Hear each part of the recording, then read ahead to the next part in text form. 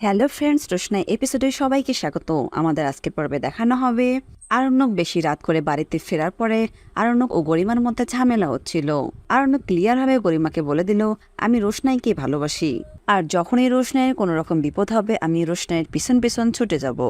গরিমা বলে উঠল, না আরণ্যক, এই কথা শোনার পরে কোনো মেয়ের পক্ষে এগুলো মেনে নেওয়া সম্ভব নয়। আরণ্যক বলল, তুমি আমার উপর জোর করতে পারো না গরিমা।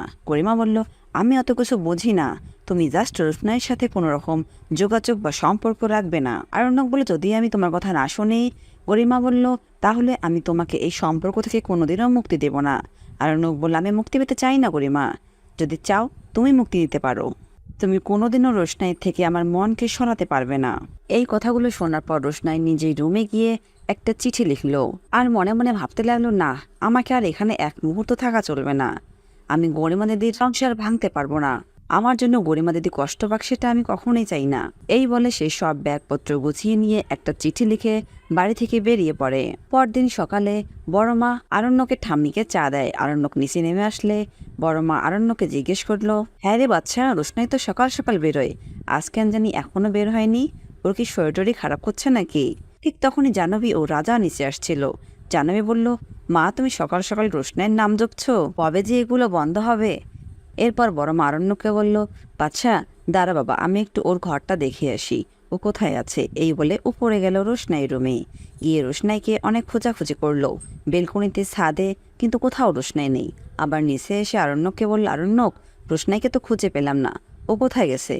আরণ্যক বলল, বড় মা চলো আমার সাথে। এই বলে আরণ্যক আবার উপরে চলে যায় রোশনাই রুমে।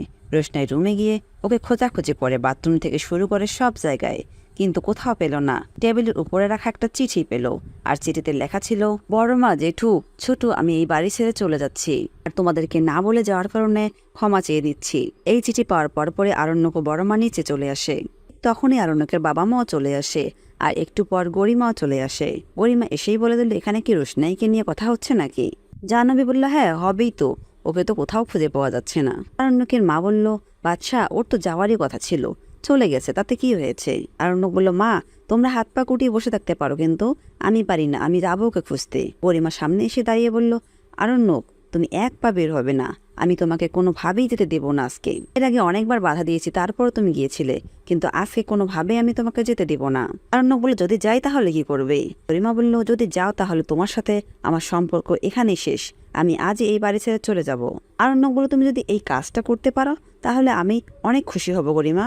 আরণ্যকের বাবা মাও অনেকভাবে আরণ্যকে বাধা দিচ্ছিল, কিন্তু আরণ্যক কোনোভাবে তাদের কথা শুনছিল না। গরিমা এসে আরণ্যকের হাতটা ধরে বলে, আমি তোমাকে যেতে দেব না আরণ্যক, এই রোশনাইকে খোঁজার জন্য আমি তোমাকে কোথাও যেতে দেব না। এরপর আরণ্যক বলল, রোশনাইকে খুঁজতে যাওয়ার জন্য আমাকে কেউ আটকাতে পারবে না, আমি গেলাম। এই বলে আরণ্যক দরজা খুললে বাহিরে বেরিয়ে পড়ে, আর গাড়ি নিয়ে খুঁজতে থাকে, রোশনাই কোথায়, তুমি কোথায় গেলে?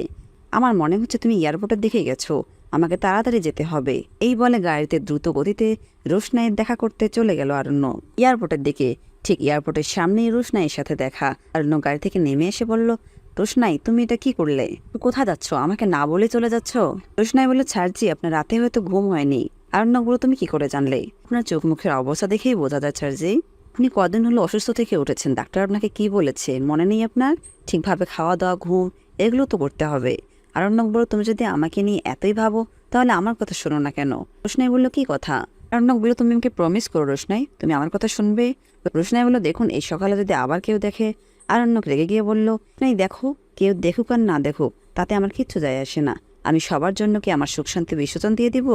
আরণ্যক বলল, আমি সিরিয়াসলি বলছি রোশনাই, আমি আর পারছি না, আমি এই জীবন কিছুতে লিভ করতে পারছি না, আমি এই অধিকারের লড়াই লড়তে লড়তে ক্লান্ত হয়ে গেছি রোশনাই, সিরিয়াসলি বলছি, আমি আর পারছি না, হয় আমি ভালো করে বাঁচবো, না হয় আমি মৃত্যুকে বেছে নিব। বন্ধুরা, এরপর রোশনাই কি সিদ্ধান্ত নেবে জানতে হলে আমাদের টোলে স্টোরি টাইম চ্যানেলে চোখ রাখুন, আর আপনাদের সুন্দর মতামত আমাদের কমেন্ট বক্সে কমেন্ট করে জানাবেন। ধন্যবাদ।